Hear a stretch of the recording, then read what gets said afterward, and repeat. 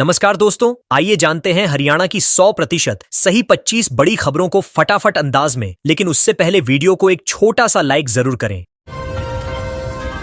हरियाणा में 8,000 घर गिराएगी सरकार, लाखों लोग हो जाएंगे बेघर। फरीदाबाद के एनआईटी क्षेत्र की नेहरू कॉलोनी में रह रहे करीब 8,000 परिवारों को सरकार ने घर खाली करने का नोटिस दिया है। ये लोग पिछले 50 वर्षों से यहाँ रह रहे हैं और उनके पास बिजली बिल, आधार, वोटर और राशन कार्ड तक हैं। लोगों का कहना है कि वे हर चुनाव में वोट भी देते आए हैं। अब अचानक नोटिस मिलने से वे भयभीत हैं और खुद को पूरी तरह ठगा हुआ महसूस कर रहे हैं।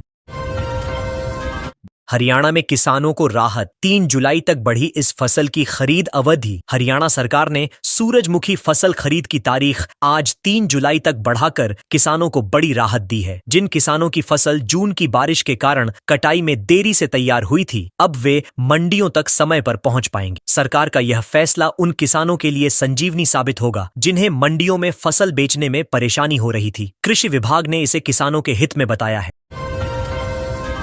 यमुनानगर में हथिनीकुंड बैराज का लगातार बरछ रहा जलस्तर। हथिनीकुंड बैराज पर हिमाचल में हुई भारी बारिश के बाद जलस्तर तेजी से बढ़ा है। प्री मानसून में यहां अब तक 32,000 क्यूसेक पानी दर्ज किया गया, जिसमें से 20,000 क्यूसेक पानी दिल्ली की ओर डाइवर्ट किया गया है। शेष पानी पश्चिमी और पूर्वी यमुना नहरों में भेजा गया है। सिंचाई विभाग अलर्ट पर है और पानी के बहाव पर कड़ी निगरानी रखी जा रही है।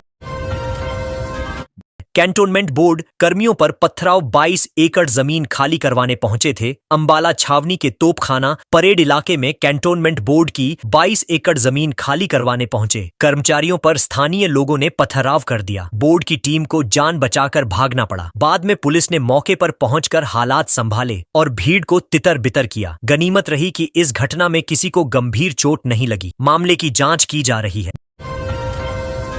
जल निकासी की तैयारियों की समीक्षा के लिए सीएम नायब सैनी ने बुलाई बैठक। मुख्यमंत्री नायब सैनी ने बारिश और जल भराव की आशंका को देखते हुए अधिकारियों के साथ जल निकासी की तैयारियों पर बैठक। इस दौरान सभी जिलों के डीसी से फीडबैक लिया गया। साथ ही आगामी सीईटी परीक्षा की तैयारियों पर भी चर्चा हुई। सरकार मानसून से पहले हर जरूरी प्रबंध सुनिश्चित करना चाहती है ताकि आमजन को किसी परेशानी का सामना न करना पड़े।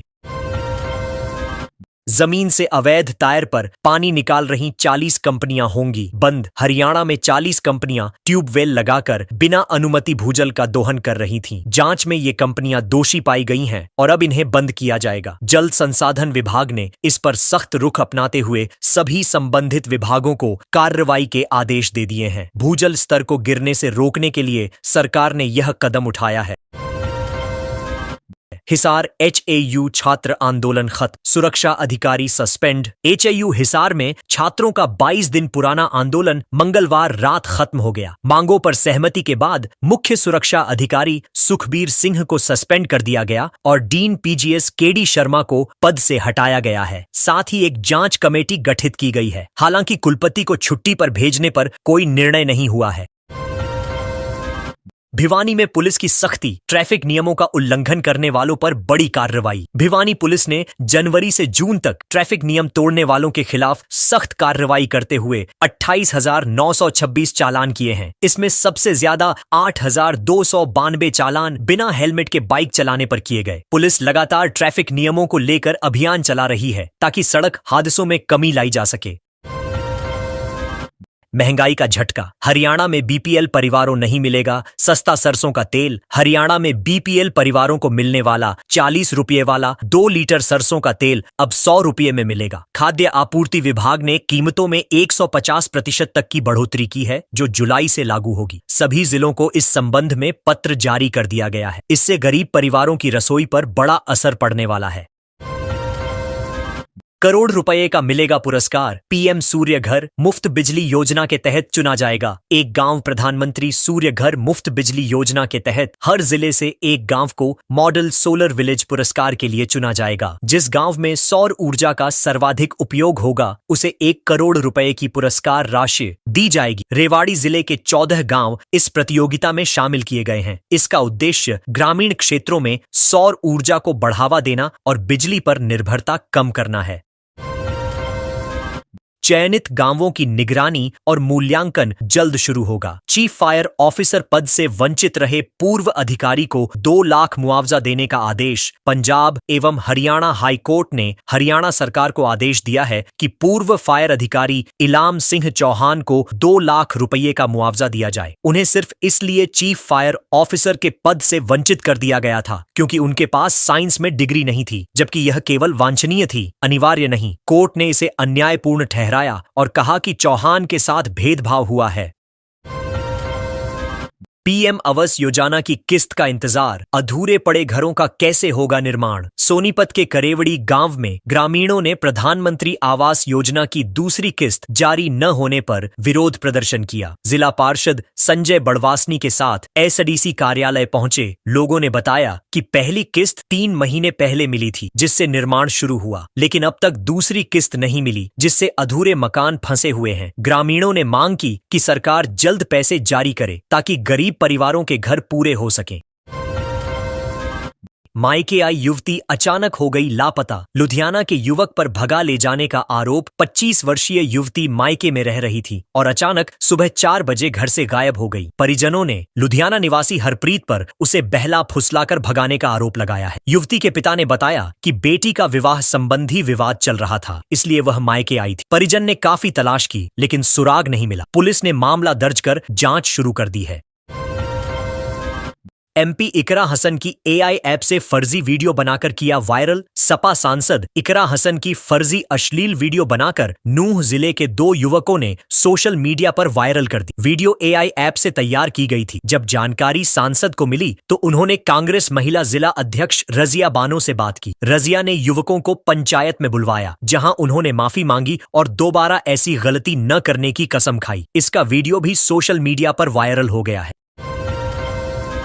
नशा पीकर घर की अलमारी में छिपा बैठा था चोर, वारदात करने के फिराक में था। चंडीगढ़ के सेक्टर 35 में एक घर में 2 चोर घुस आए। घर में अकेली महिला को किसी की मौजूदगी का एहसास हुआ तो वह तुरंत बाहर निकली और दरवाजा बंद कर शोर मचाया। पड़ोसियों की मदद से पुलिस को सूचना दी गई। पुलिस ने मौके पर पहुंचकर तलाशी ली तो अलमारी में एक चोर छिपा मिला। दूसरा चोर मौके से फरार हो गया। महिला की सतर्कता से बड़ा हादसा टल गया। सिरसा में तहसीलदार के बाद अब इस अधिकारी पर हो सकती है कार्रवाई। सिरसा से कांग्रेस विधायक गोकुल सेतिया की शिकायत पर तहसीलदार भुवनेश कुमार को निलंबित किया गया था। अब जिला परिषद के सीईओ डॉ सुभाष कुमार भी उनके निशाने पर हैं। गोकुल सेतिया ने हाल ही में सोशल मीडिया पर लाइव आकर सीईओ की कार्यशैली पर सवाल उठाए थे। अब उम्मीद है कि उनके खिलाफ भी सरकार जल्द कार्रवाई कर सकती है। मामले में राजनीतिक और प्रशासनिक हलकों में हलचल है।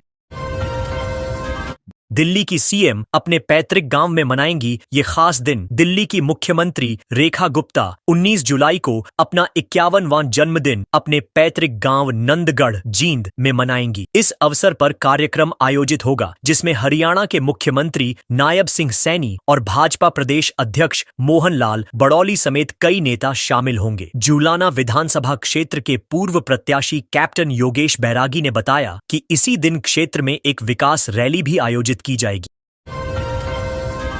हरियाणा के इन कॉलेजों में खोले जाएंगे स्टार्टअप पोषण केंद्र। हरियाणा सरकार 17 जिलों के कॉलेजों में स्टार्टअप पोषण केंद्र खोलने की तैयारी में है। इन केंद्रों के माध्यम से कॉलेज विद्यार्थियों को हुनर आधारित प्रशिक्षण मिलेगा। यहां तैयार उत्पाद को कंपनियां अपने ब्रांड नाम से बाजार में बेचेंगी। शिक्षा मंत्री महिपाल ढांडा ने सचिवालय में उच्चतर शिक्षा विभाग की बैठक में इस योजना पर चर्चा की। यह पहल युवाओं को स्वरोजगार और नवाचार की ओर बढ़ावा देगी।